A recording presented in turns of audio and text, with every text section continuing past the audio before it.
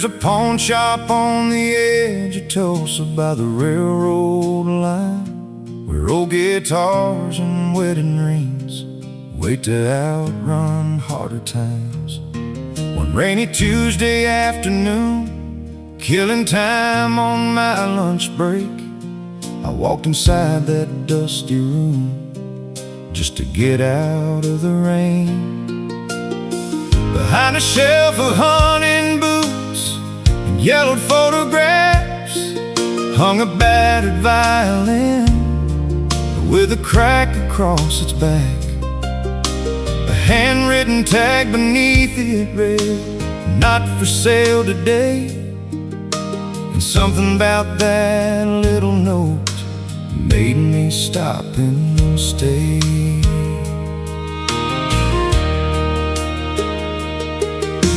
The owner was an old man named Charlie Reed, who'd worked that counter 40 years, maybe more than he believed. I asked him why that violin never seemed to leave the wall. He smiled and poured us both some coffee, and he told me it all. Back in '87, when the old fields went bust, a young father brought it in because he had to feed his son. Said he'd buy it back someday when life got back on track. But the years kept moving forward, and he never made it back. So the violin in the pawn shop waits, like a promise frozen in time and space, for a hand that remembers every note it knew, for a dream that never quite made it through. Some things are worth more than money can say, more than a price tag fading away. And every scar in that old wood sings of the lives we carry in little things.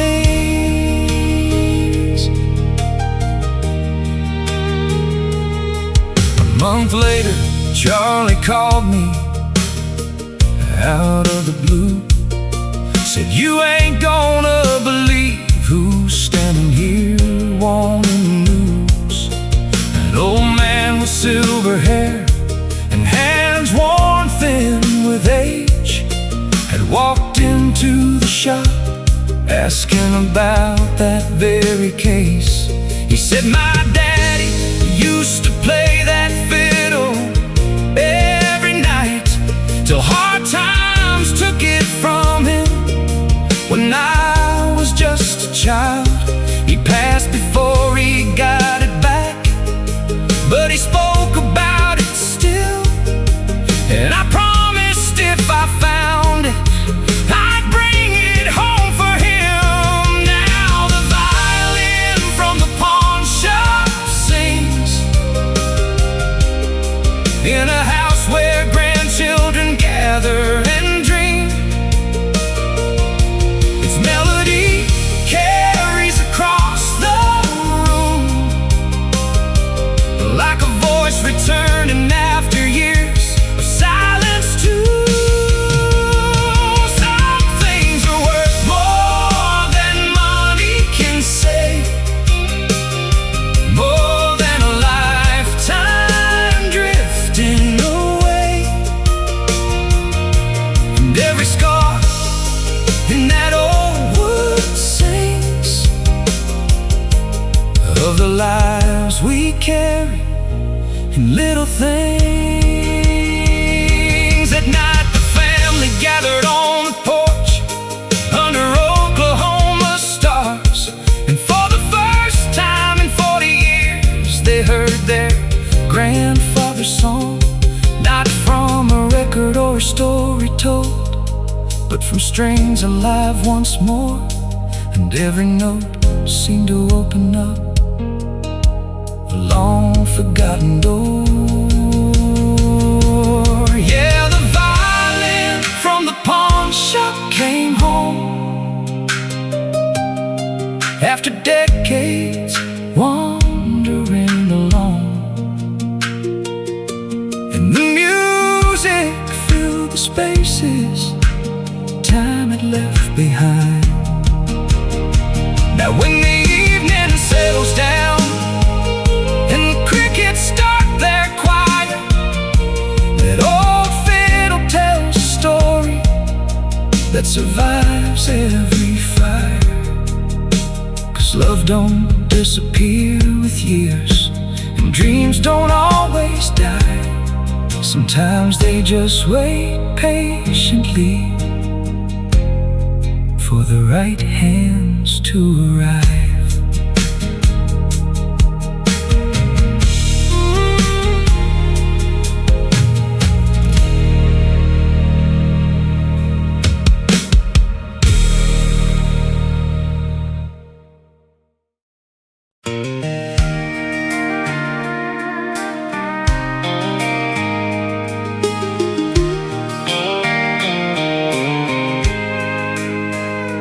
Was a man in Amarillo everybody knew by sight, riding an old green bicycle from morning until night. No fancy truck, no business sign, no ads in any paper, just a paint-stained denim jacket and a pocket full of brushes. He'd stop at farms and trailer parks, little houses off the road, painting names on rusty mailboxes where the prairie grasses grow.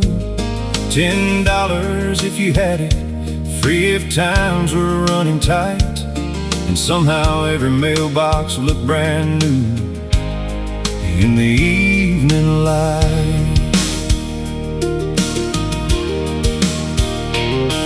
Nobody knew much about him except his name was Ray.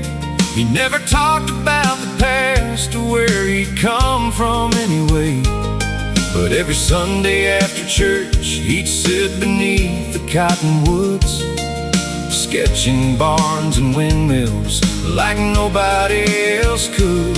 Then one spring a tornado tore through Carson County hard, ripped roofs off homes and scattered lives across 100 yards. Families lost photographs, letters, keepsakes from the years, the kind of things that can't be fixed with lumber, nails, and tears. That's when the man who painted mailboxes picked up more than paint and steel. He started painting memories for folks trying to heal. Oh, wedding days and harvest moons, Grandpa standing by the fields, and every brushstroke seemed to say, some things survive if they're remembered still. For months he worked inside the church from sunrise until dark, turning faded snapshots into pieces of the heart. One by one the townsfolk came to see what he could do, and every painting brought back pieces of the lives they once knew. Then a reporter from Dallas came asking for his name, said the whole state's talking about these beautiful works he'd made. Ray just smiled and shook his head, said the story ain't about me, it's about helping people hold on to what they thought they'd never see. Yeah, the man who painted mailboxes picked up more than paint and steel. He started painting memories for folks trying to heal. Oh, wedding days and harvest moons, grandmas dancing in the fields, and every brushstroke seemed to say, some things survive if they're remembered still. When autumn came, he disappeared just as quietly as he'd arrived, left no address There's no forwarding trail, just colors that were left behind. But in the church hall hangs a sign, written by a child one day. Thank you for bringing back our stories, and nobody ever took it away. Now every mailbox down those roads still shines beneath the Texas sky. But what folks talk about these days ain't the names he painted on the side. It's how one stranger showed a town that healing takes more than time. And sometimes the richest people in the world leave everything behind.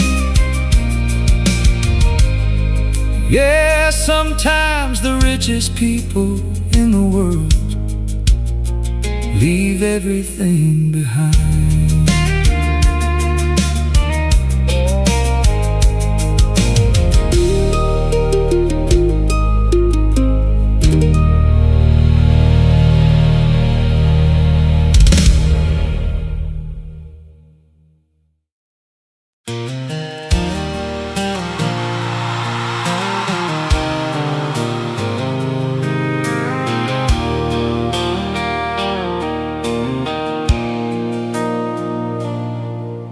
The doctor shook his head last April, said take it easy, slow things down. But my granddad just smiled and tipped his cap, looked out across that Oklahoma ground. 82 years in those same fields, watching seasons come and go. He said a man don't quit on the land he loves till it's time for the Lord to call him home. We planted corn beneath the rainy sky, like we'd done since I was 10. His hands were worn like old leather gloves, but they still knew where to begin. Every sunrise found him on that tractor, rolling slow through rows of green, teaching me lessons he never wrote down, in ways only farmers mean. Just one more harvest, one more fall, one more season here in that meadowlark call. One more sunset painting gold on the plains, one more chance to thank God for the rain.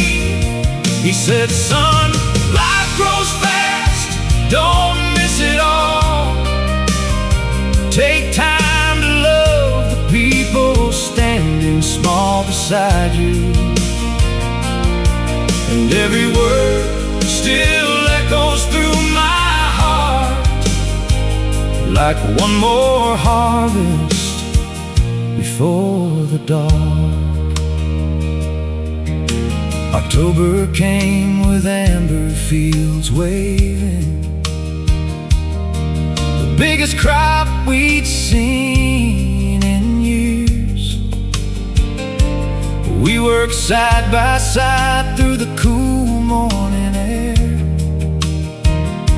laughing louder than our fears. Then one November Sunday morning, he passed away in his favorite chair,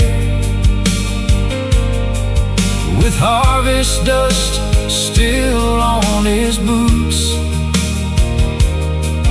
and peace resting everywhere. Just one more harvest, one more fall, one more season, here and there, the meadowlark call. One more sunset, painting gold on the plains.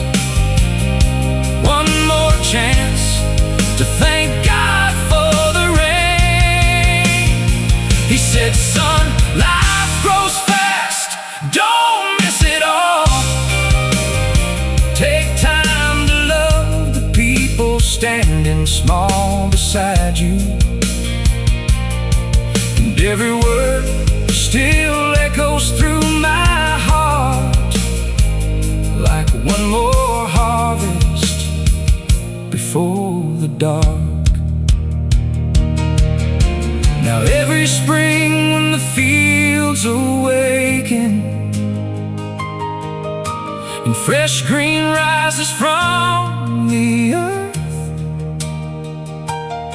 I swear I see him right in those horizons, smiling at what his life was worth.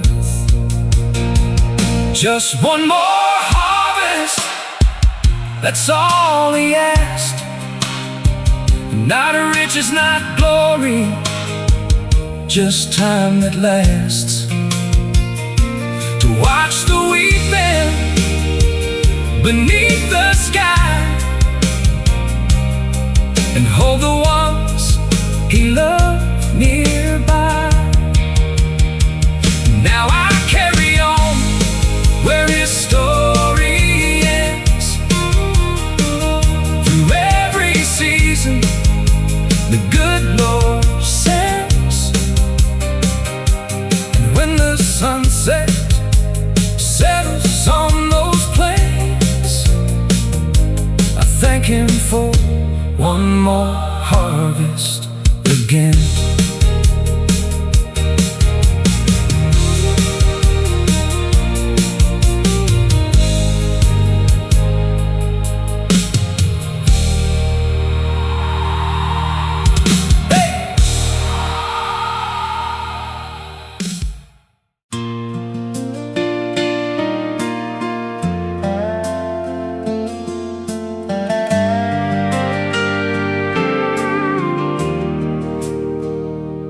There's a wooden bench at mile 42 along an old Wyoming trail with a mountain view.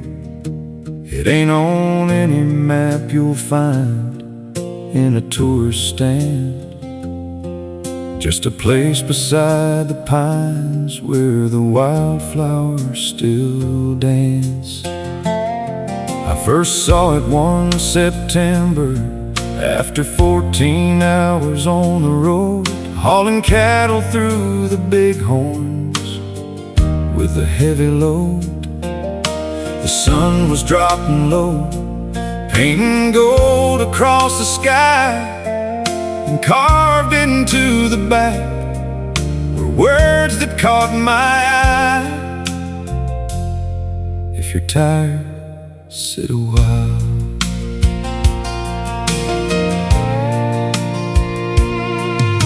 A year went by before I passed that way again. This time after losing my brother, my closest friend.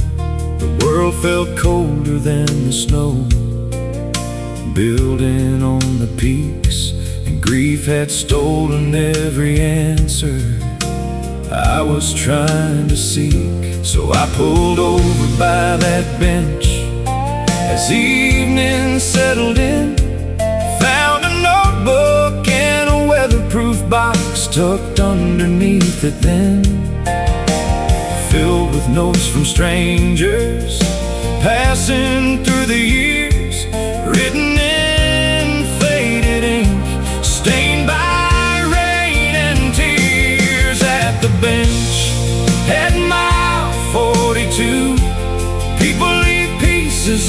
truth, a prayer, a memory, a goodbye, a reason to keep moving through the night.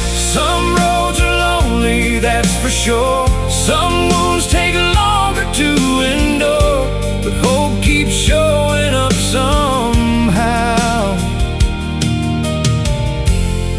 At the bench at mile 42.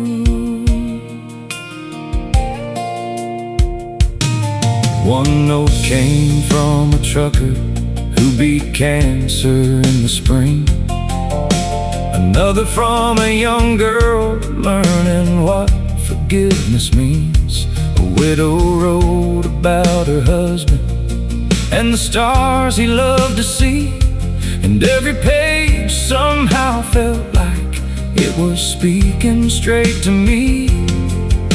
I sat there till the moon rose high above the mountain line, reading stories from strangers who had survived their hardest times.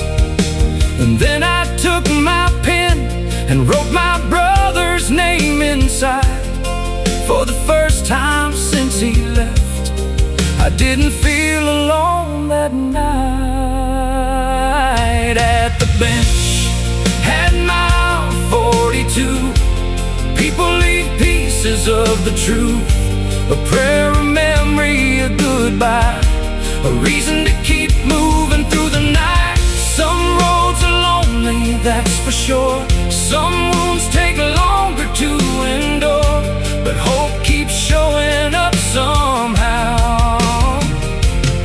At the bench at mile 42, nobody knows who built it there or who first placed that notebook down. But sometimes the best things in this world appear without a sound. Not every hero wears a badge, not every gift has a name. Sometimes healing starts with strangers who've walked through the same pain. Now every fall I stop again and add another page with a pen, watching the sunset fade beyond the blue. And when life gets heavy, when the answers disappear, I remember all those voices that I found out there, and how a simple wooden bench helped carry people through. Yeah, hope still waits beside the pines at the bench at mile 42.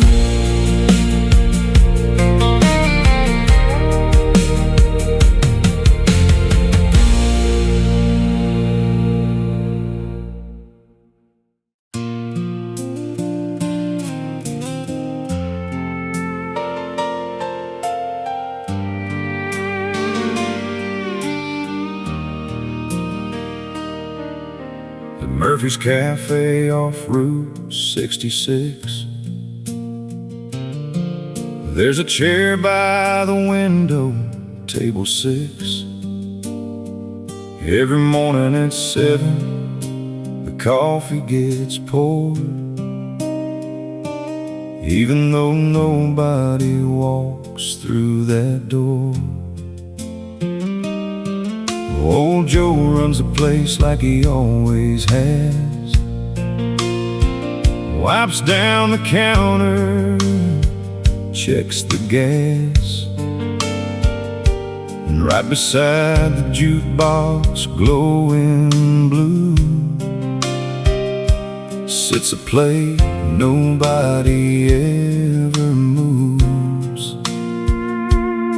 Back in 2005, a young Marine named Ben, he used to stop by every Friday with his friends. He'd order chicken fried steak and peach pie too, leave $1 in the jar before he flew. Then one spring he shipped overseas, promised his mama he'd be home by Christmas Eve. But fate had different plans that year, and the whole town learned the meaning of fear. So the empty chair at table 6 still waits where he used to sit, beside the window facing west, toward the sunset he loved best. And every soul who walks inside knows the reason why some heroes leave this world too soon, but they never really say goodbye.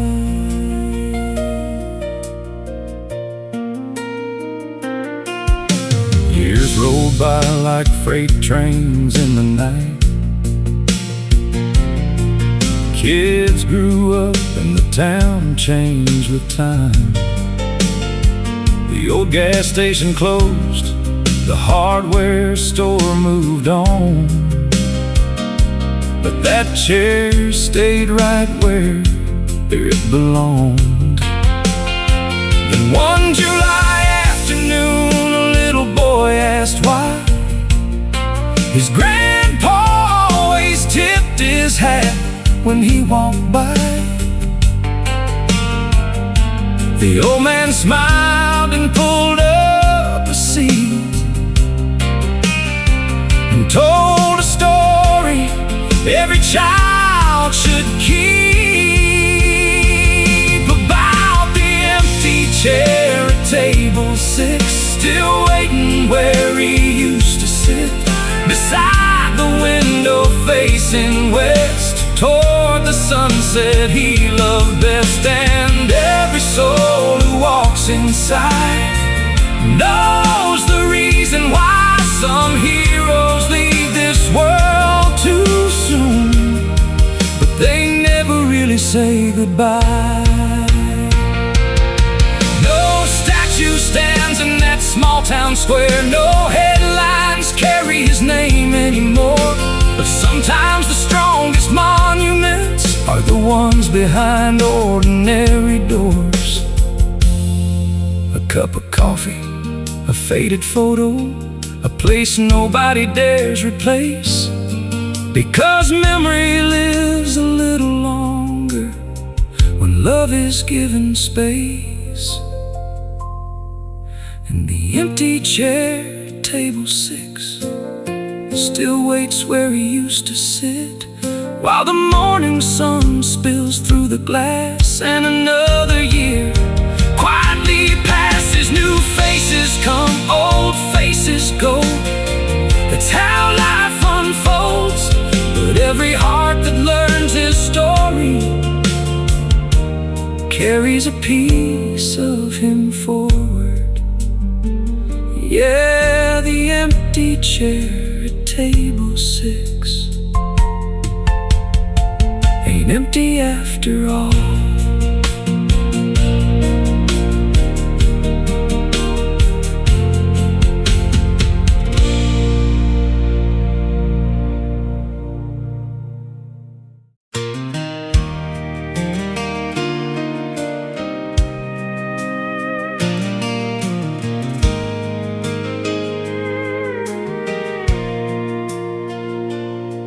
I was 23 and reckless, working shrimp boats off the coast. Thought I had forever waiting, thought a young man couldn't lose much. She ran the bait shop by the harbor, with salt wind tangled in her hair. Every morning she'd wave me out, standing on that weathered pier. Then came September's angry waters, black clouds rolling from the sea. The radio warned all vessels, turn around immediately. But pride can be a dangerous compass when you're trying to prove you're strong. I pushed farther into open water, and before long, everything went wrong. And the lighthouse at Cape Fear cut through the storm and all my fear, like a promise shining through the rain, calling me back home again. When the waves were high as mountains and hope was hanging by a thread, that light kept reaching through the darkness till it led me back instead.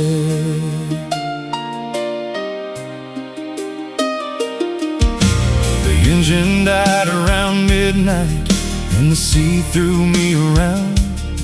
I thought about her waiting on the shoreline, praying I'd be found.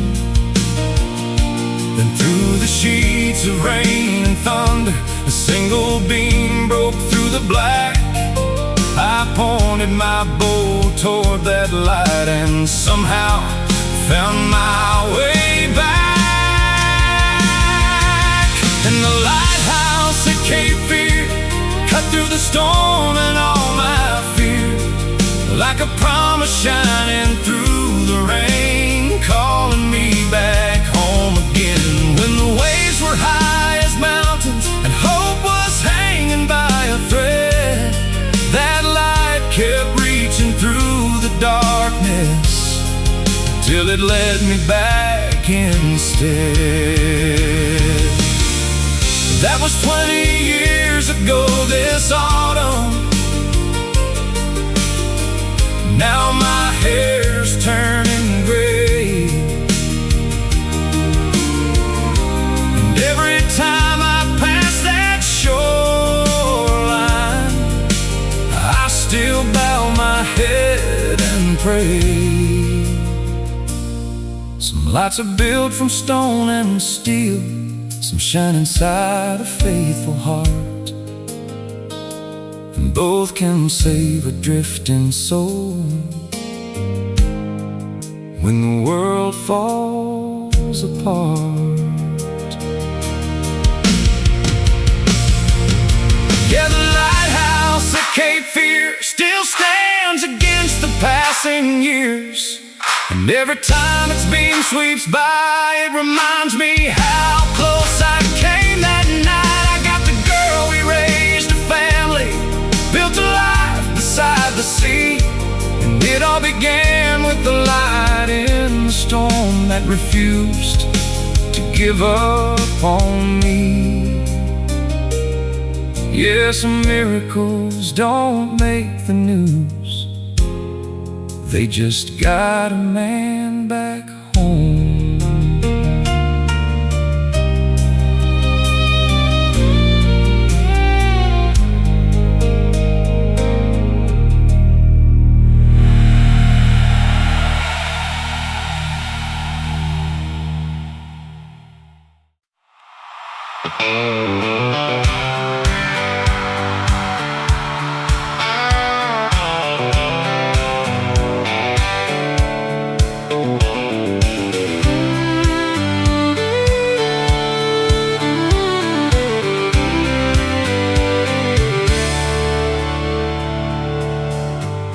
miles outside of Tucson, my old Chevy coughed and died on a lonely stretch of desert highway, under 100 miles of sky. The radio faded into static, the sun sank red behind the hills.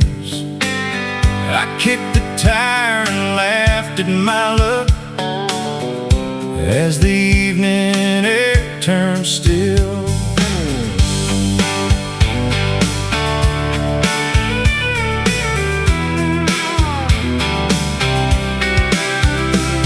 Then a dusty Jeep pulled off the shoulder. A woman stepped out with a smile. She said, "Looks like that truck's had enough. mind if I stay a while? She knew engines better than I did, had grease stains on her hands. And while we worked beneath that fading light, I forgot all my broken plans. Like Arizona rain in July, you showed up when the earth was dry. Out of nowhere, cool and wild, changing everything in a little while. I spent years chasing distant dreams, looking for what I thought I needed. But love rolled in with desert clouds, like Arizona rain.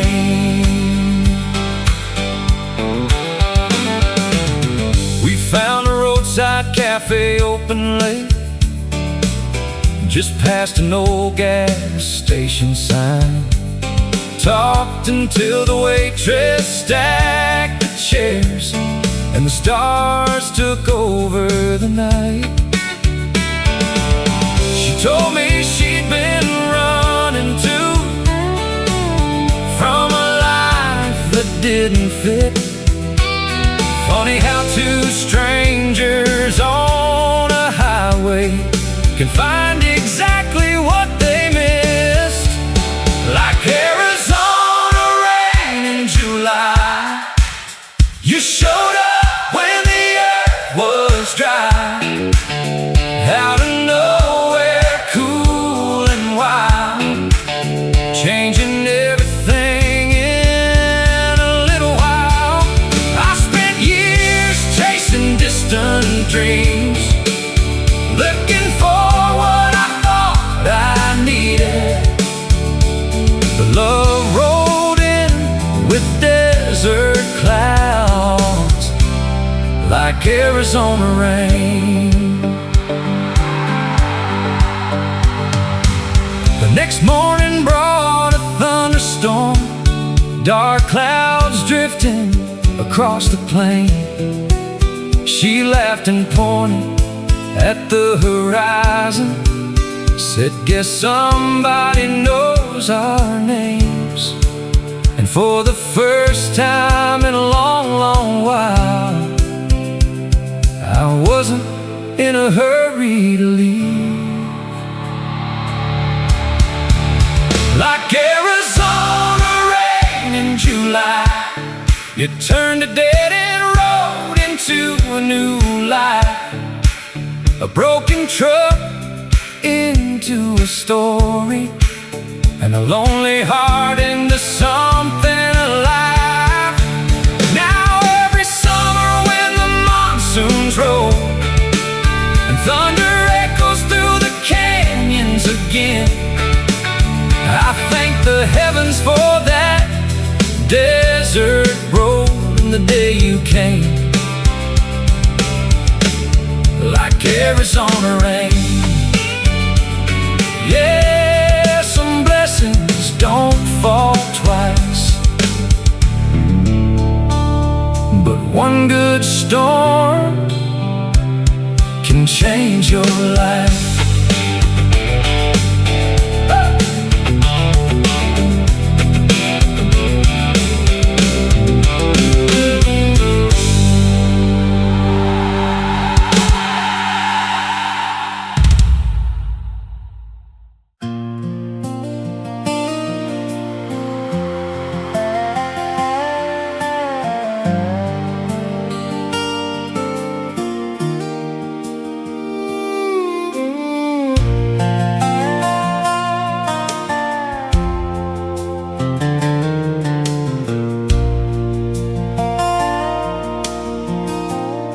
There's a forgotten mine in town, tucked deep in Colorado hills, where the railway quit running and the clocks all learned to stand still.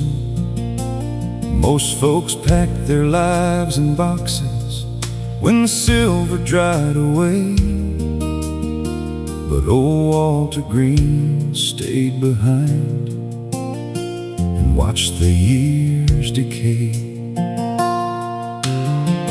Every evening at sundown, he'd walk the empty street, past the boarded-up hotel and the church without a priest. Then he'd climb the ridge above town, where the cold winds always blew, and light a lantern by the tracks like he'd done his whole life through. The story went that 40 years ago his young son disappeared on a snowstorm night in January, the worst they'd seen in years. The boy had left to catch a train and never made it there.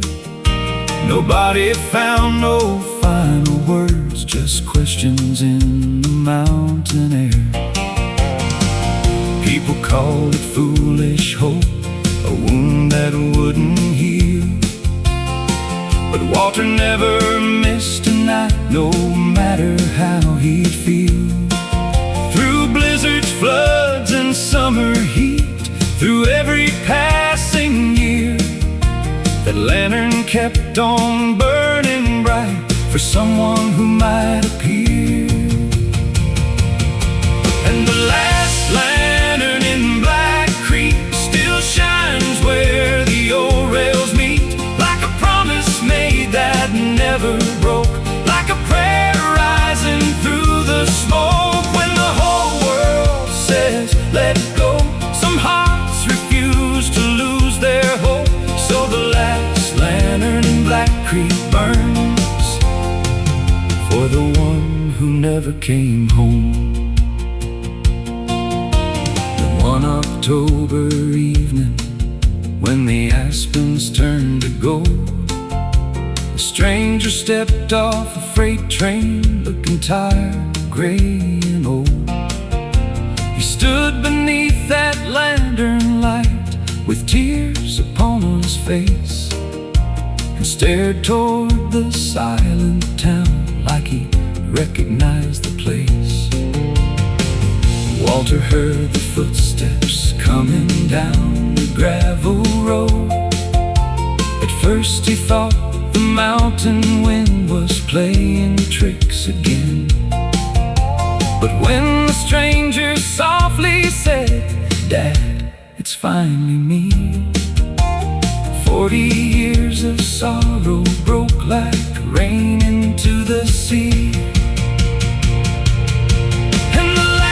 Lantern in Black Creek still shined where the old rails meet, like a promise made that never broke, like a prayer rising through the smoke. When the whole world says let go, some hearts refuse to lose their hope. And the last lantern in Black Creek burned long enough to bring him home.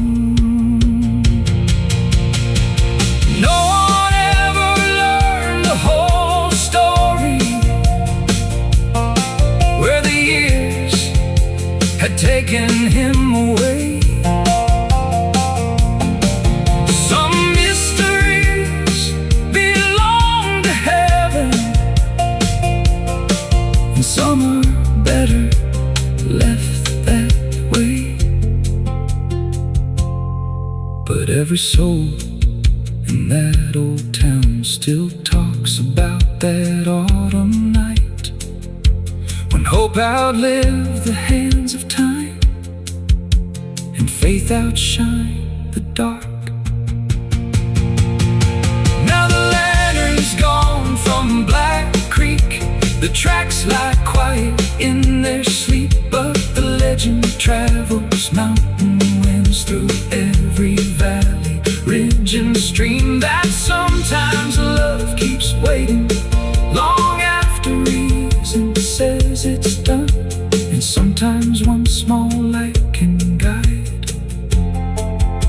a lost heart safely home. Yeah, sometimes Sometimes one small light can guide a lost heart safely home.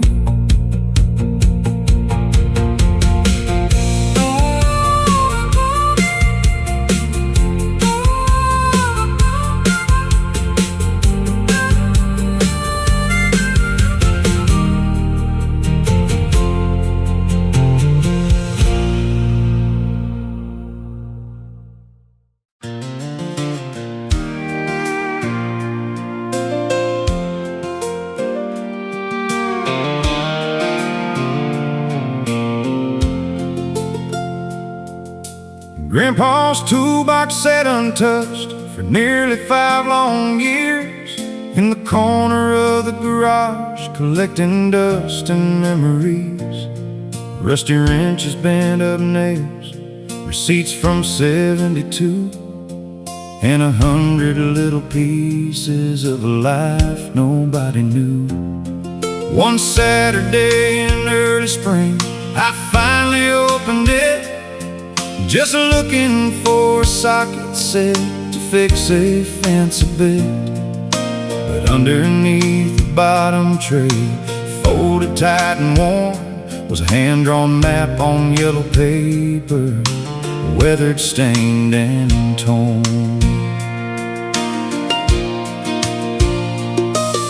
Across the top it simply said, "For whoever finds this first," and listed roads through Missouri in a dozen little towns, with circles drawn around old places I had never heard him name, and one short note beside the edge that only said, "Take the trip someday."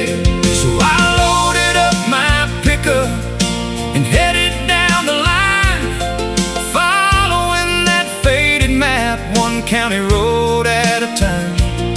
The first stop was an old diner where a waitress smiled and said, "Your granddad used to stop right here every Thursday before dawn." And that map in Grandpa's toolbox wasn't leading me to gold, it was leading me through stories that had never been told. Every turn revealed a chapter, every mile revealed a man, and I realized how little we know about the lives behind our family names. One pen led to a schoolhouse where he fixed the furnace free, another to a farmhouse where he'd helped a widow keep her wheat. There was a church in Kansas where he built a handicap ramp, and a riverbank in Iowa where he rescued a boy from the current's grasp. No newspaper had ever written a single word about those days, no medals hung upon his wall, no headlines praised his name. But town after town I met folks whose lives he'd quietly changed, and each story painted someone bigger than I ever known. Yeah, that map in Grandpa's toolbox wasn't leading me to gold, it was leading me through kindness he never stopped to show. Every stop revealed a lesson, every road revealed the truth. The strongest people often leave their greatest work unseen. The final mark was on a hillside overlooking fields of corn, where Grandpa used to watch the sunset when he felt tired and worn. There I found a small tin box buried underneath the stone. Inside was one last letter written in his careful hand. It said, "If you're reading this, remember, life ain't measured by what you own. It's measured by the people smiling because you helped them carry on. And if you ever feel forgotten or wonder what your life is worth,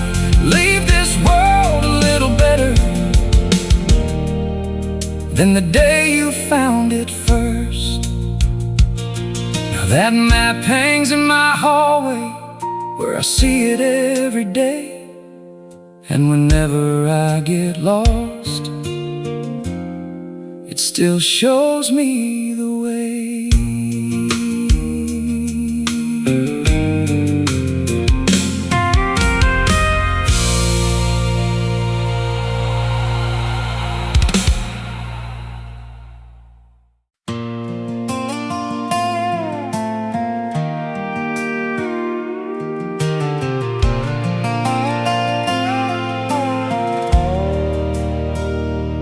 Morning fog was hanging low on the Blue Ridge line. An old red barn stood crooked where we spent our younger time. I rode through town on Highway 221, past the diner by the courthouse where my story had begun. Mama's porch light faded in my rear view years ago, chasing bigger dreams through cities that never felt like home. I traded mountain sunsets for a skyline made of steel, but every mile I wandered left a wound that wouldn't heal.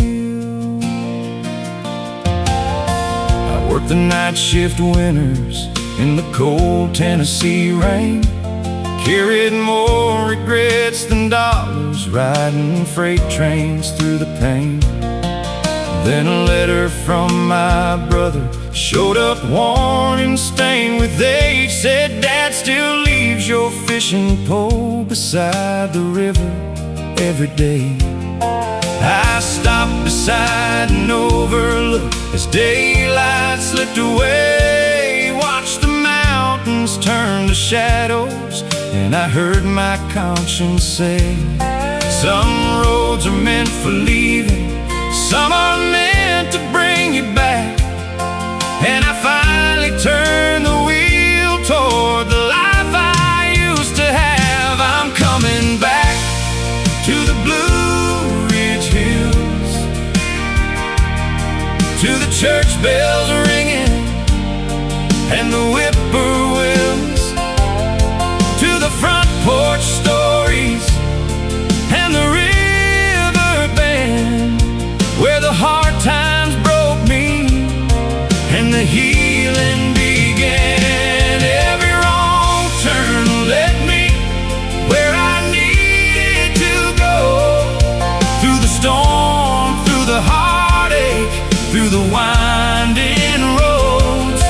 Now the mountains call my name like they always will. I'm coming back, I'm coming back to the Blue Ridge Hills.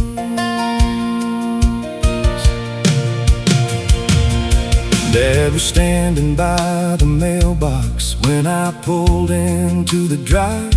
A little older, a little slower, but the fire was still alive. He didn't say much when he hugged me in the fading evening light. Some things don't need explaining when you've been gone half your life. Mama said an extra plate and laughed the way she used to do. The radio was playing old songs drifting through the room. And for the first time in forever, I felt the weight release, like the mountains wrapped around me and handed back my peace. I'm coming back to the Blue Ridge Hills, to the church bells ringing and the whippoorwills, to the front porch stories and the river bend, where the hard times broke me and the healing began. Every wrong turn led me where I needed to go, through the storm, through the heartache,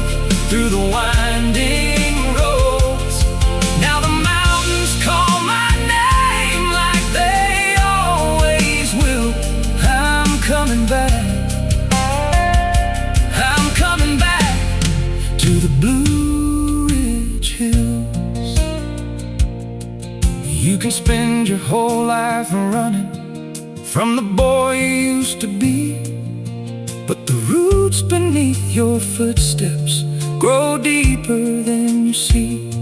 And when the world gets heavy and the highway loses light, home is more than a place, it's the reason you survive. I'm finally back in the Blue Ridge Hills, where the sunrise paints the valleys and the time stands still, with my family beside me and the river rolling slow. There's a kind of peace you'll never find out on your own. Every long road brought me to this front porch view, to the memories I left and the dreams that came true. Now these mountains hold my heart like they always will. I'm finally home. I'm finally home in the Blue Ridge Hills.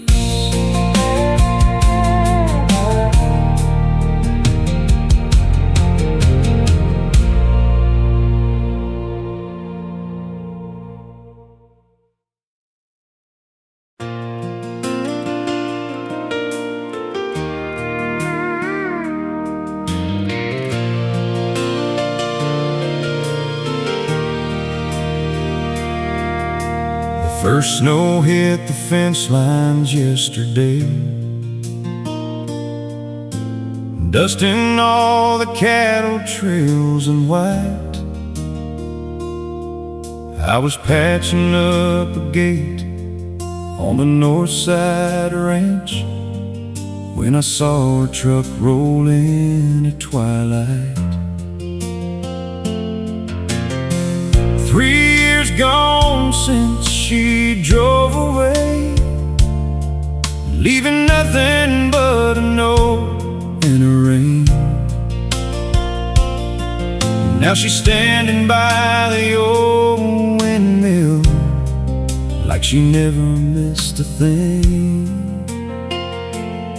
She said, I heard your mama wasn't doing well, and she looked down at her hands, the same hands that used to hold mine tight back when we made all our plans. The mountains stood silent in the distance, like they knew we had words left unsaid. And every mile she traveled since then was written in her eyes instead. Under this Montana sky tonight, the stars are burning clear and bright, like they never stopped believing we'd find our way through every lonely mile and every hard goodbye. If love's a fire, hearts never die. It just waited through the cold and time, and here we are beneath that endless light, under this Montana sky tonight.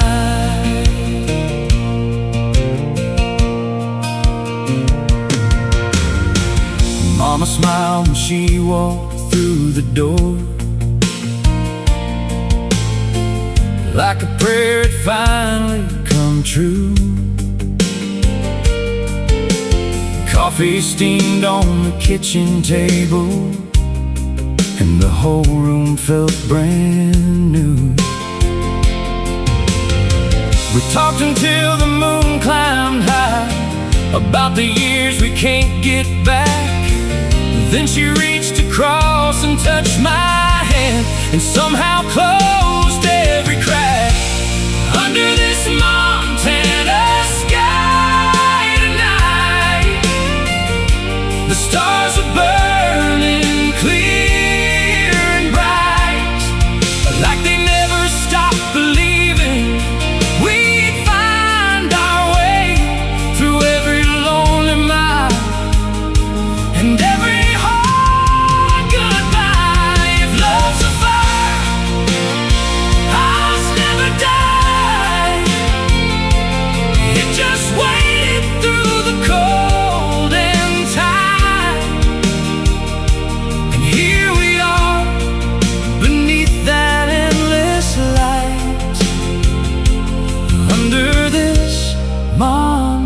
sky tonight. The wind still sings across the prairie grass, and tomorrow ain't promised to anyone.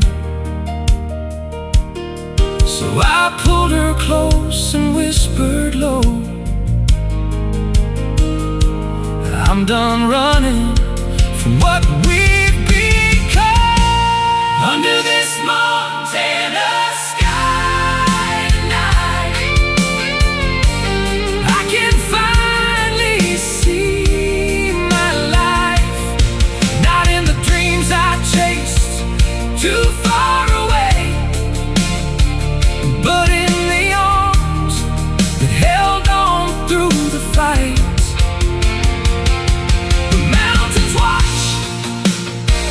Stars still shine, and for the first time, the future feels right. Yeah, forever starts right here tonight. Under this Montana sky tonight.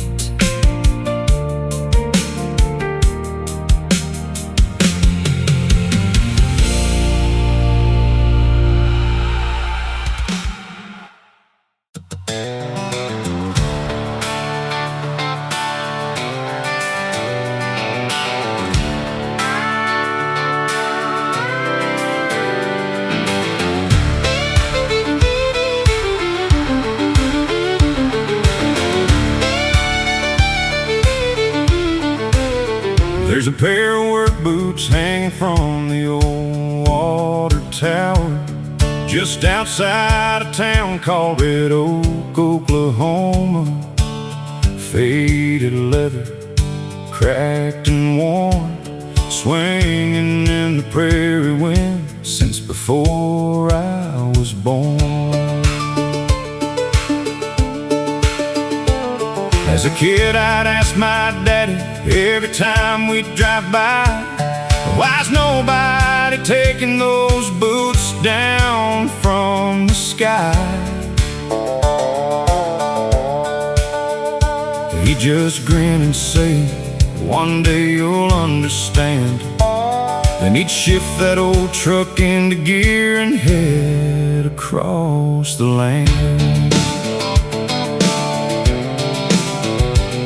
Years later at 17, I learned the story true about a man named Caleb Ross that only old-timers knew.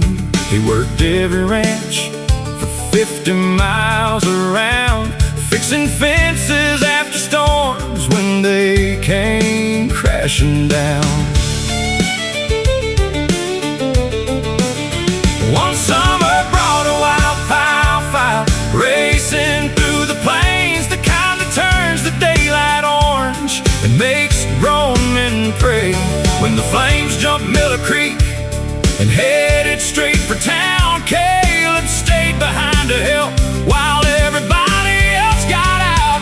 And those shoes by the water tower still dance with the Oklahoma wind, like a reminder of a man who gave more than he had to give. Some folks leave behind a fortune, some leave a famous name, but some leave a town still standing, and that ain't a small thing. For 20 hours straight he worked with volunteers, digging lines and moving cattle through smoke and fear. The fight finally turned away just north of County Road 9, and every family made it out with a little luck and time. The next morning when the danger passed and the sky turned blue, the town gathered at the diner trying to figure out what to do. The mayor climbed a ladder with Caleb standing near and tied those old work boots high above the water tower's fear. Now those shoes by the water tower still dance with the Oklahoma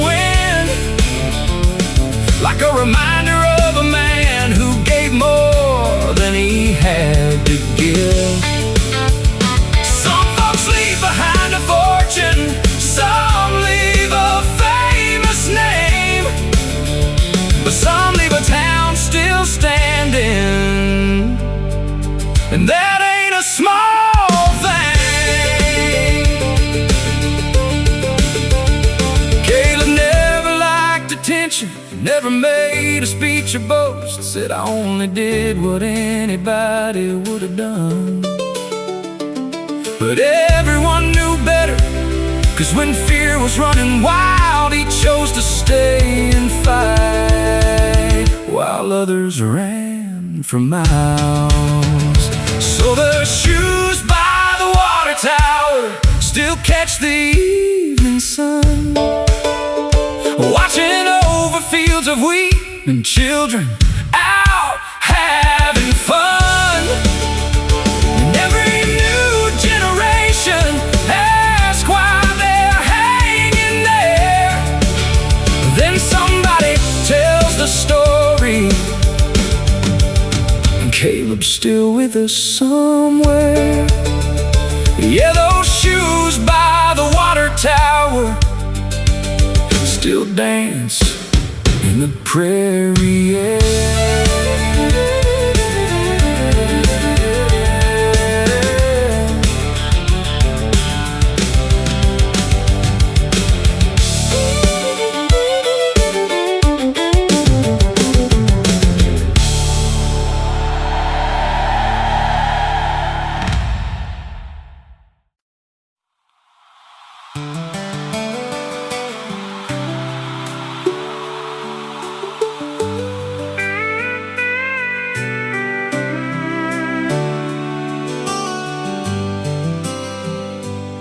On a gravel road in northern Montana, where the winters cut like glass, there stood a one-room general store that somehow still managed to last.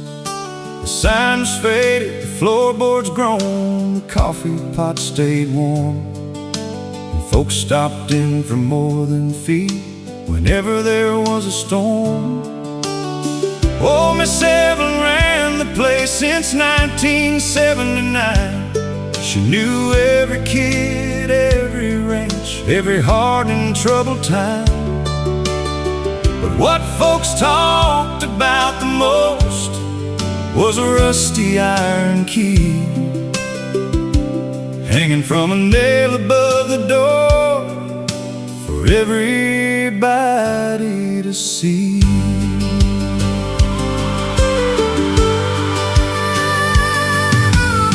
Nobody locked their houses much back when the town was young.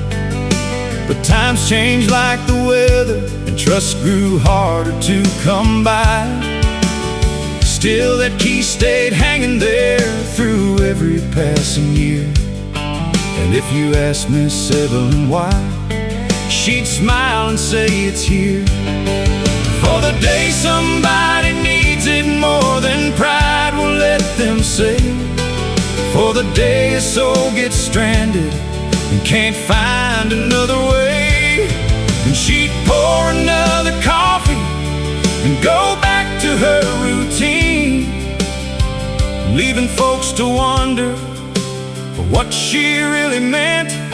That's the key above the door, for the lost and the worn, for the hearts carrying burdens they weren't meant to carry along.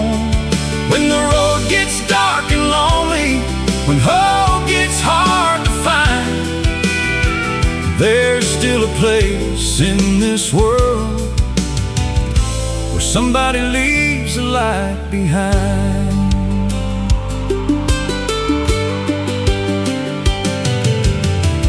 Then came the blizzard of '08, worst anybody knew. White walls of snow swallowed fences, trucks, and every familiar view. A ranch hand named Miguel got caught 30 miles from town. His engine quit, his radio died, and the temperature kept dropping down. By pure luck he found the store near midnight in the storm.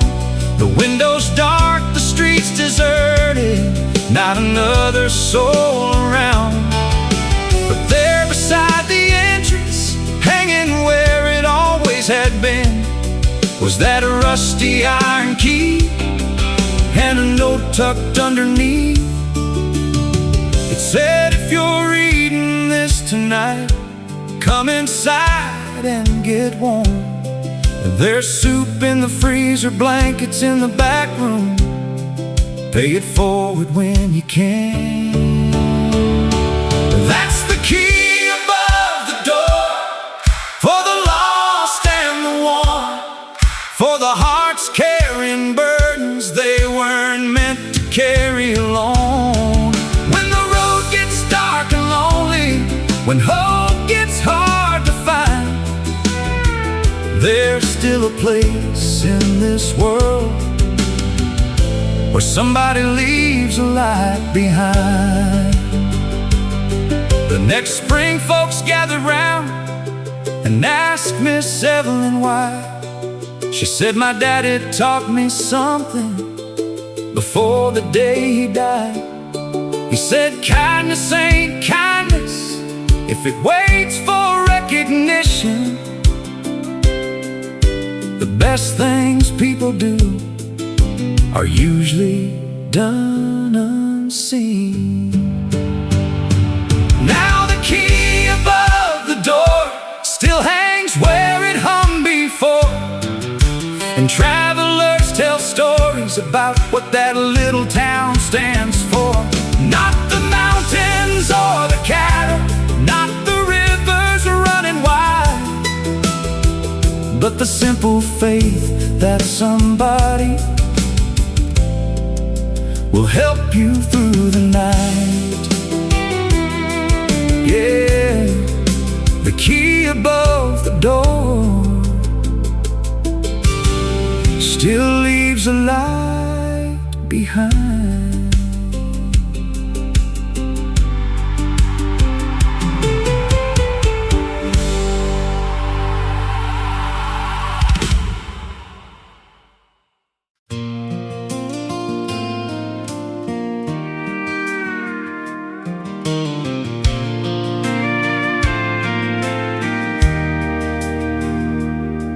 On Cedar Street in Arkansas stood a little yellow house where Miss Ruth sat every evening when the sun was going down.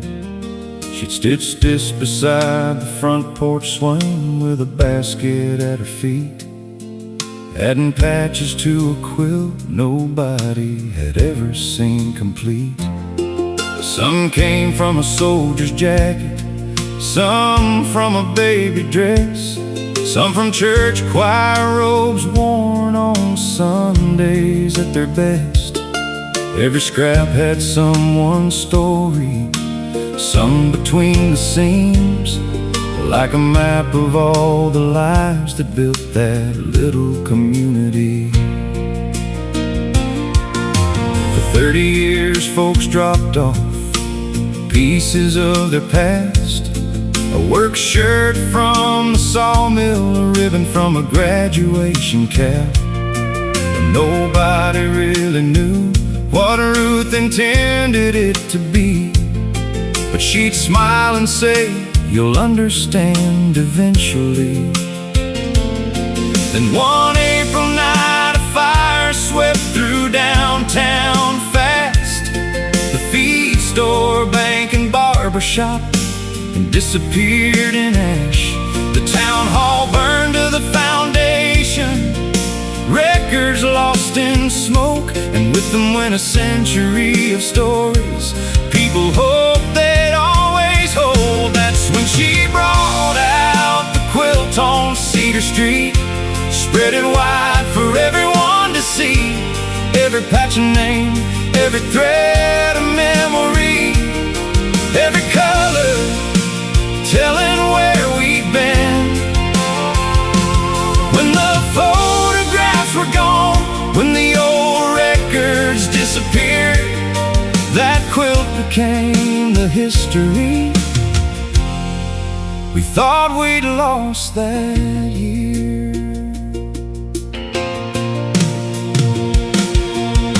The mayor stood there speechless as she laid it on the floor. More than 2,000 pieces stitched from door to door. Children found their grandparents, old friends found younger days, and entire generations hidden in the fabric she'd saved. There was a square from the first schoolhouse, built in 1932, a piece from a wedding tablecloth everybody knew. And when folks saw their stories there, something changed inside. They realized the town ain't buildings, it's the people tied together through time. That's what lived inside the quilt on Cedar Street. Every laugh and every defeat, every harvest, every storm, every dream, woven into something bigger than a single memory. When the photographs were gone, when the old records disappeared, that quilt became the history we thought we lost that year. Miss Ruth passed away that winter at 94 years old. But before she left, she wrote a note, folded careful in the quilt's old folds. It said, the strongest threads are people, the cloth is only cloth. Take care of one another, and you'll never truly be lost. Now the quilt hangs in a museum built where the old town hall once stood, and school kids stop and stare a while, like every generation should. They see more than scraps of fabric, more than colors stitched with care. They see the heart of a small town story still hanging there. Yeah, the quilt on Cedar Street still holds us all together.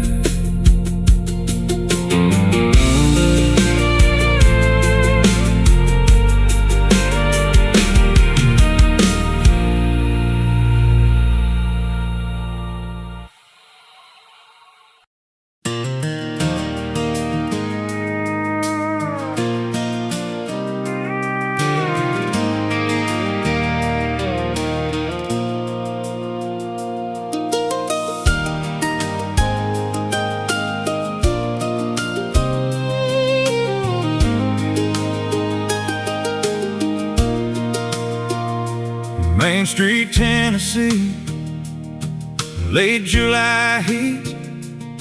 I was fixing up a Chevy across from Maple Street when I looked up from the engine and caught a glimpse inside a little bridal shop with lace hanging in the light. There she stood by the window with a tape measure in hand, pinning up a wedding gown, humming with the radio band. A strand of hair kept falling, she kept brushing it away, and somehow that simple moment stole my breath that day. For weeks I'd find excuses just to walk that side of town. Need a coffee, need some nails, anything to come around.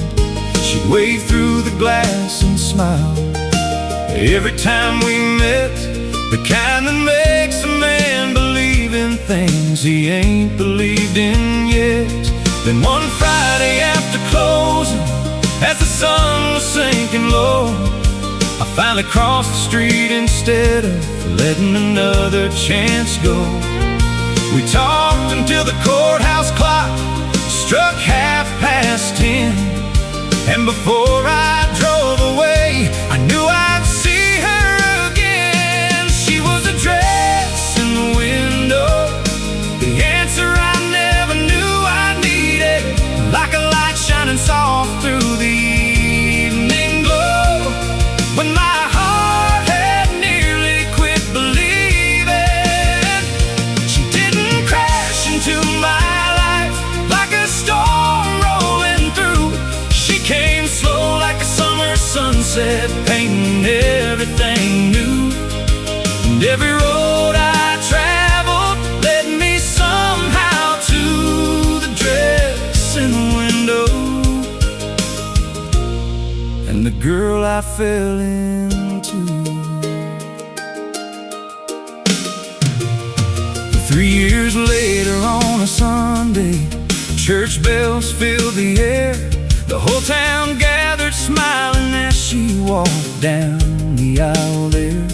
And hanging in the front display where I first saw her stand was the very dress she'd stitched herself with her own 2 hands. I watched her coming toward me through the tears in her eyes, and every prayer I'd whispered finally felt alive. Funny how forever started with a glance across the street, and a man too shy to walk over and speak. She was the dress in the window, the answer I never knew I needed, like a light shining soft through the evening glow. When my heart had nearly quit believing, she didn't crash into my life like a storm rolling through. She came slow like a summer sunset, painting everything new. And every road I traveled led me somehow to the dress in the window and the girl I fell into.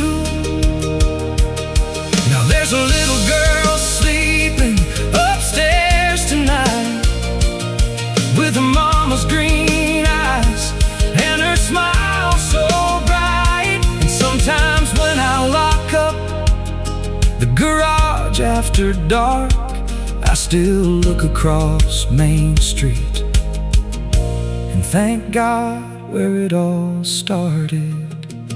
Yeah, she was the dress in the window, a simple moment nobody else would have seen. But some of the greatest love stories begin in places ordinary as can be. Now that old shop still glows every evening downtown, and every time her laughter drifts around,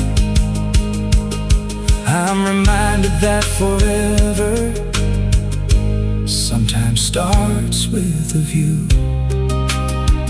of a dress in the window and a dream coming true.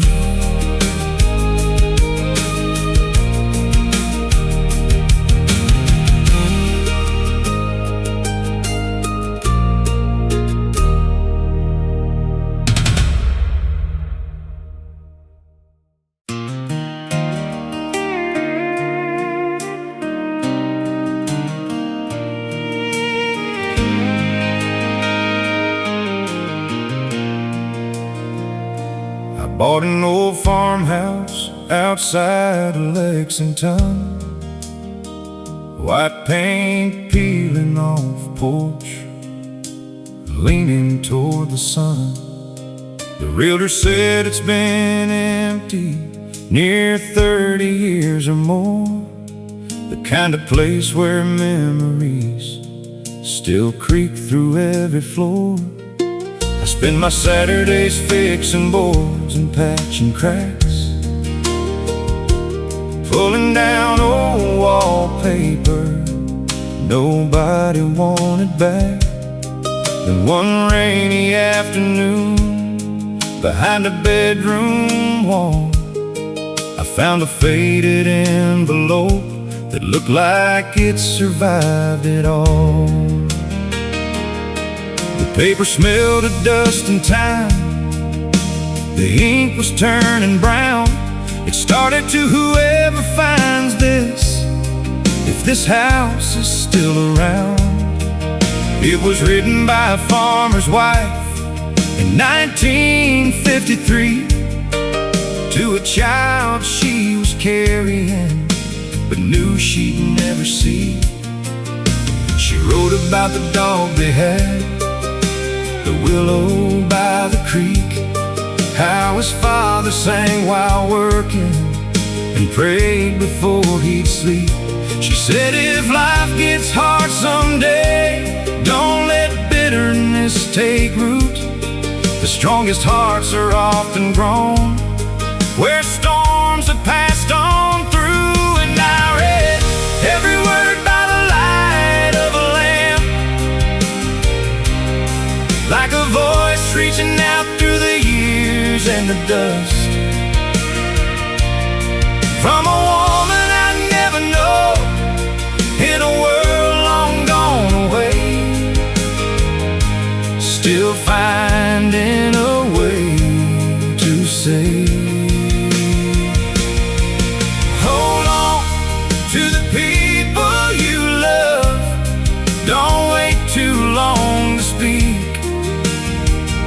'cause time keeps moving like a river, and tomorrow ain't guaranteed.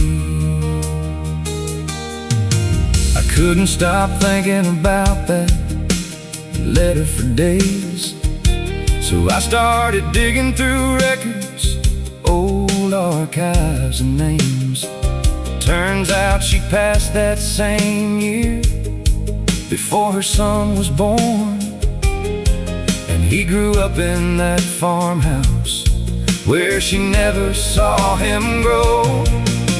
The boy became a teacher and lived into his 80s, raised 3 daughters of his own, and left behind a family. I tracked one granddaughter down in Bowling Green one night, and when she read her grandmother's words, she broke down and cried. She read every word by the light of her phone, like a hand reaching out from a place she'd never known, from a woman she'd only seen in a picture on the wall, still answering a call to hold on to the people you love, don't wait too long to speak, time keeps moving like a river, and tomorrow ain't guaranteed. There's 100 ways to leave your mark, most of them won't make the news. Sometimes forever starts with paper and a truth you choose to leave behind. The house still stands beside the willow, the creek still runs the same, and now that letter rests inside a frame where no one will forget her name. Yeah, keep those words beside the door where I can read them when life gets hard, a reminder that we're all connected by the stories in our hearts. And long after these walls are gone, long after I'm gone too, maybe somebody else will find a piece of hope hidden in the things we leave behind. Yeah, a piece of hope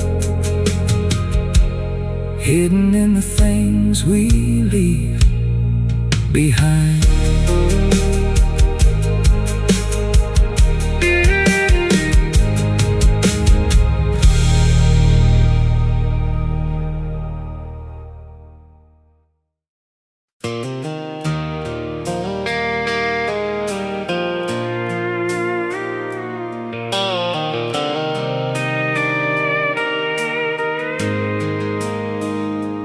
Rode into Cedar Creek at 10:30 with a rusted duffel bag and a past full of sin. The church bell rang through the alley Alabama air. I like it, still remembered a boy who grew up there. Mama's porch light glowed at the end of the lane. Same white swing, same window pane. I stood in the gravel with my boots in the dust, wondering if this town still had room for us. 10 years gone chasing city neon signs, trading quiet sunsets for overtime. I lost a good woman somewhere along the way, missed birthdays and Christmas Day. Daddy's old toolbox sat beside the barn, covered in rust but still holding strong. That's when I learned what I'd been running from. A man ain't rich if he's got no one. I'm back to Cedar Creek, back where the river bends, back to the front porch nights and my oldest friends, back where the stars still shine without the city lights, back to the roots I left behind. I thought freedom lived somewhere far away down endless highways I could never stay, but every road I took led me to see home was waiting back in Cedar Creek for me.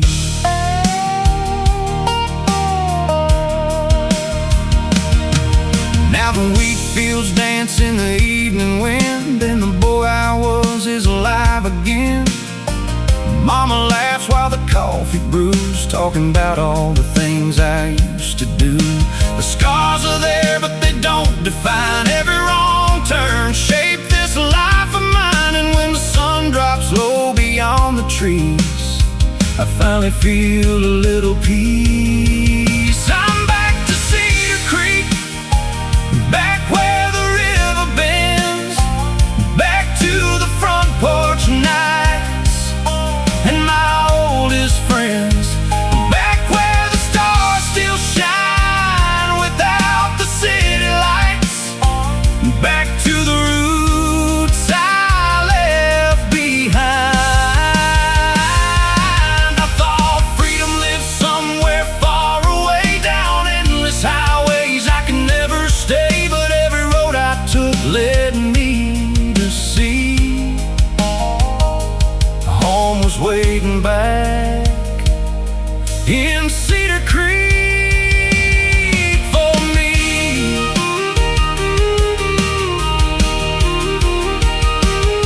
The miles don't disappear, they become part of your soul.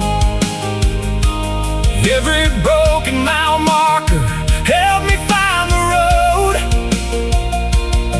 and the man looking back in that old truck glass ain't the same young fool from the past. I'm back to Cedar Creek, where the church bells ring, where the river keeps telling the same sweet thing, where forgiveness grows like summer rain, washing years of hurt away. I spent a lifetime searching for what I couldn't see. Turns out home was the thing that rescued me. And under these Alabama stars tonight, I'm finally where my heart belongs.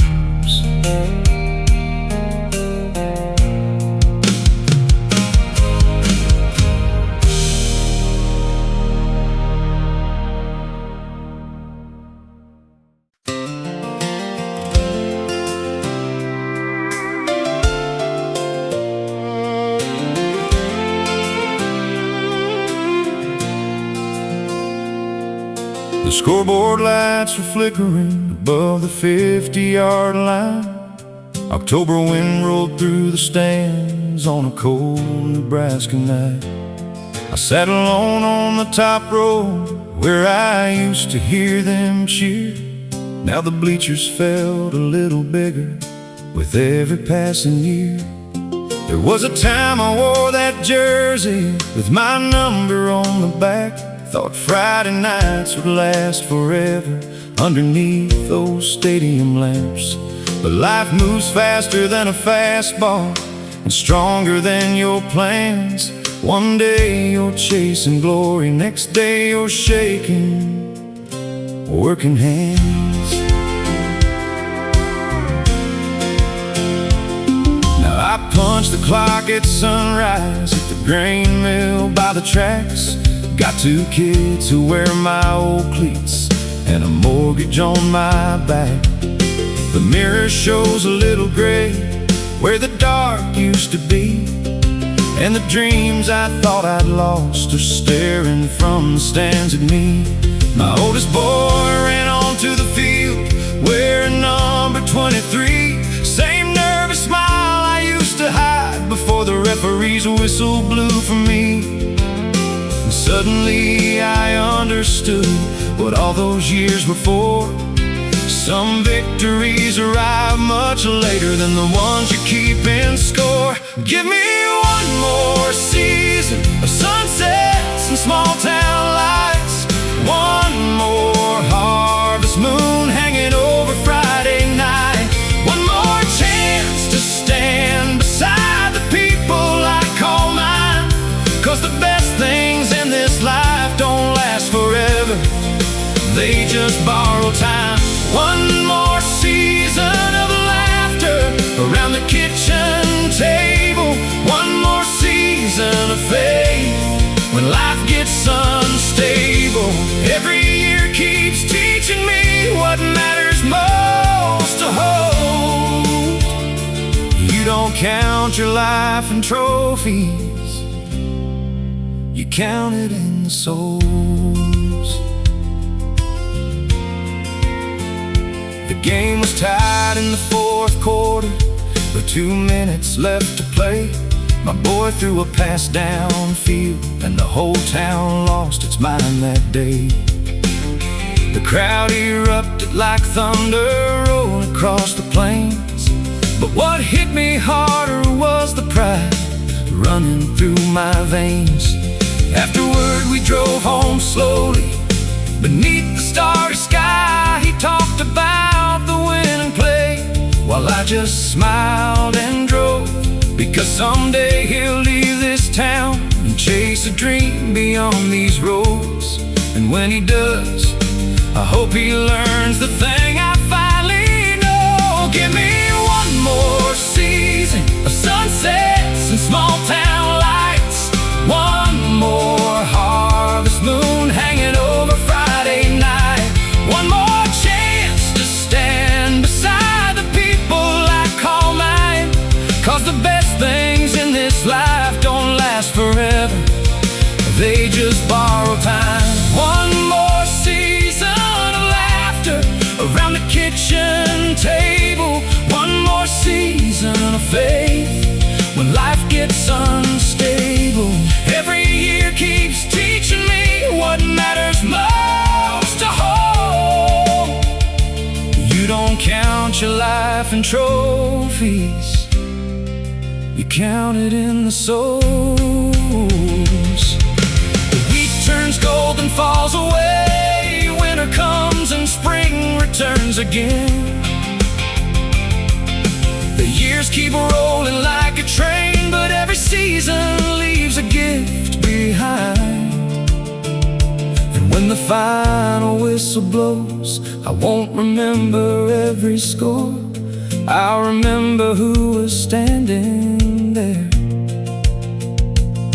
when I walk through every door. So give me one more season of ordinary days, one more sunrise shining through the window's dusty haze, one more Sunday church bell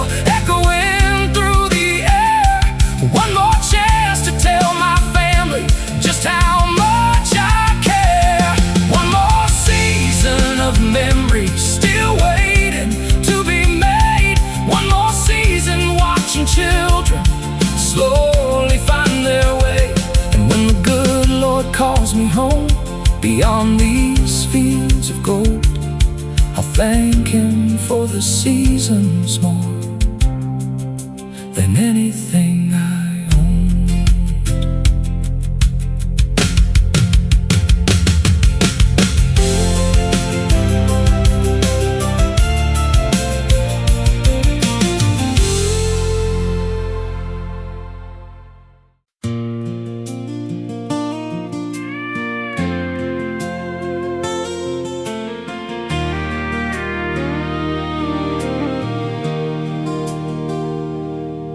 In the corner of Gate 12 at Nashville International sat an old upright piano, worn smooth from years of travelers' hands.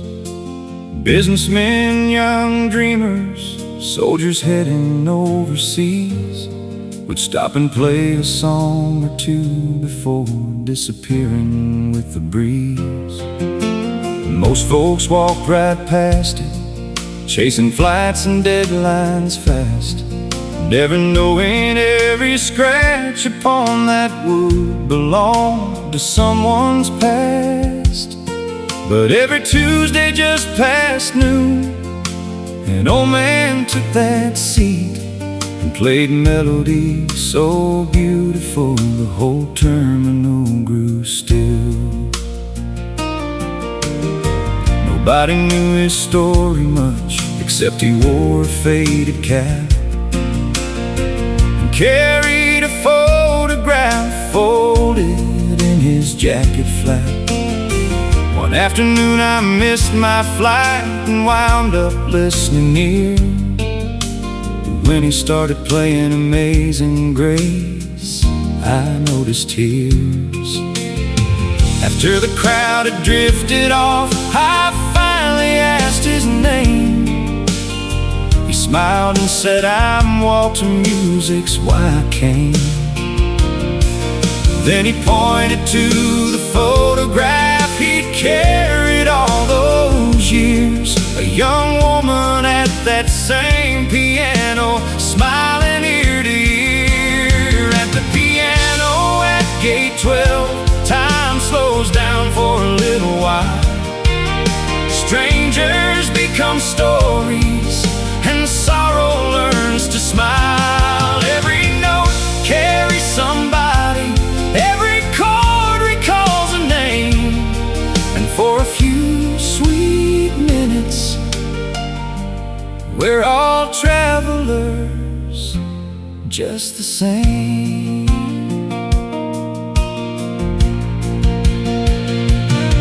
He told me back in '89, his wife sang in local bars before cancer took her voice and left silence where songs are. On her final day, she made him promise through the pain, don't let the music leave this world when I can't sing again. So every Tuesday for 20 years he'd come and keep that vow, playing her favorite songs for people rushing through somehow. And nobody realized the reason behind those melodies until a reporter shared the story nationwide one week. At the piano at Gate 12, time slows down for a little while. Strangers become stories, and sorrow learns to smile. Every note carries somebody, every chord recalls a name, and for a few sweet minutes, we're all travelers just the same. The next Tuesday something happened no one there could have planned. 100 people gathered round, singing softly hand in hand. Flight crews, kids and weary strangers filled the terminal with sound, and Walter sat there crying as his wife's favorite song echoed Now the piano at gate 12 still stands beneath those airport lights, and every Tuesday people gather before their flights take flight. Some come for the music, some come for the story told, but everyone leaves remembering that love can outlive growing old. Yeah, the piano at gate 12 still keeps her song alive.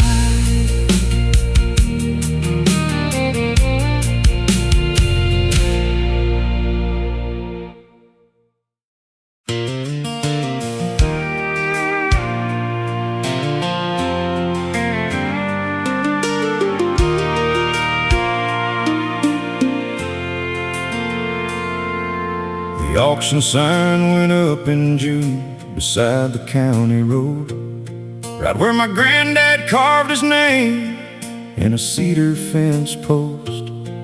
80 years of Oklahoma dirt, 3 generations deep, was gonna leave our family when that auctioneer would speak. The drought had hit us hard that year, then harder still the next. Bank notices stacked on the table like a pile of unpaid debts. I watched my father stare across those fields of dying grain, like a captain watching helpless while his ship sank in the rain. By auction day the whole town came, pickups lined the lane, neighbors leaning on the fences underneath the sky of gray. The tractor stood like soldiers waiting for a final call, and every tool inside that barn held memories on its walls.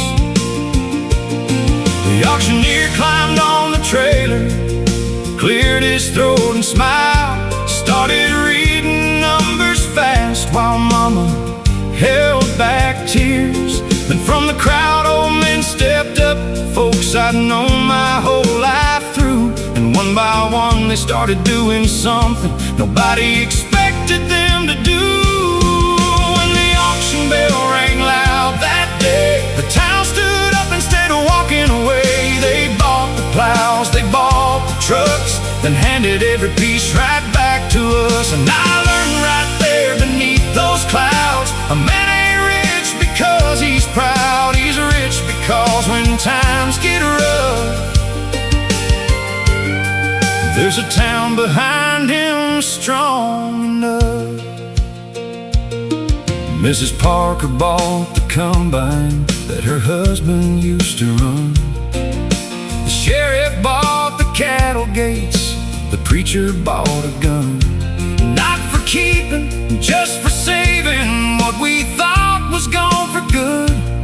Every bid became a promise written where hope once stood. Then old Hank Wilson raised his hand for the final piece of land.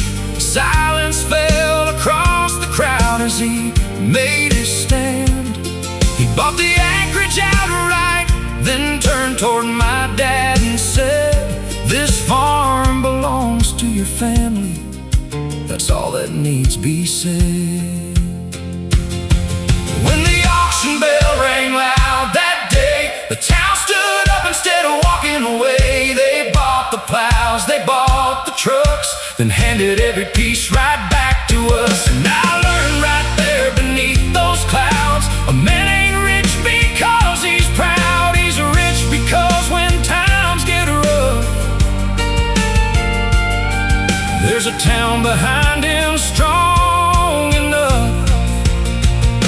The rain arrived 3 days later, rolling in across the plains, like heaven heard the voices of folks carrying each other's pain.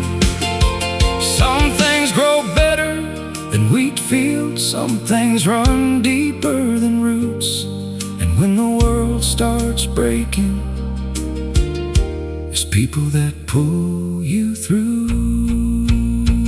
Now every year when harvest comes and combines roll beneath the sun, I hear that auction bell again, echoing across the wind. Not as a sound of losing ground, but proof that love still gathers round.